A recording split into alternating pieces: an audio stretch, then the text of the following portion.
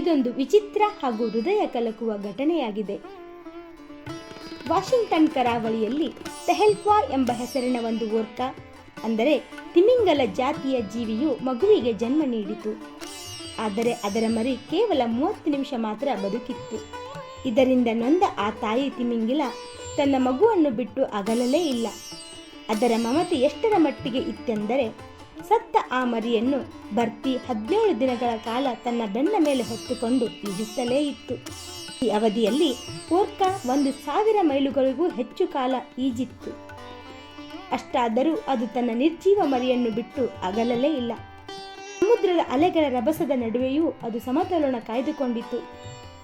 ಕೆಳಗೆ ಜಾರಿದ ಮರಿಯನ್ನು ಮತ್ತೆ ಎತ್ತಿಕೊಂಡು ಜೊತೆಗೆ ಕರೆದುಕೊಂಡು ಹೋಗುತ್ತಲೇ ಇತ್ತು. ಅಧ್ಯಯನ ಮಾಡುತ್ತಿದ್ದ ವಿಜ್ಞಾನಿಗಳು ಇದನ್ನೆಲ್ಲ ವಿಸ್ಮಯದಿಂದ ನೋಡಿದರು. ಕೆಲವರ ಕಣ್ಣಾಲಿಗಳು ಒದ್ದೆಯಾದವು.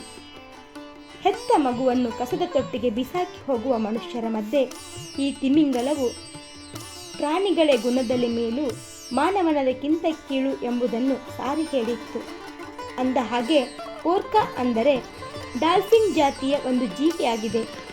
ಅದರ ಗಾತ್ರ ಮತ್ತು ಬೇಟೆಯಾಡುವ ಸಾಮರ್ಥ್ಯದಿಂದಾಗಿ ಇದನ್ನು ಕಿಲ್ಲರ್ ವೇಲ್ ಎಂದು ಕರೆಯುತ್ತಾರೆ.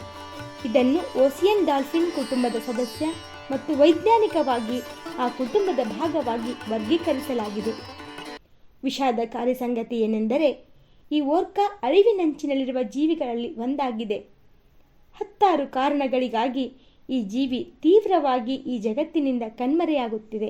ಚಿಕ್ಕ ಚೊಕ್ಕ ಮಾಹಿತಿಗಾಗಿ ನಮ್ಮ ಚಾನೆಲ್ ಸಬ್ಸ್ಕ್ರೈಬ್ ಮಾಡಿ.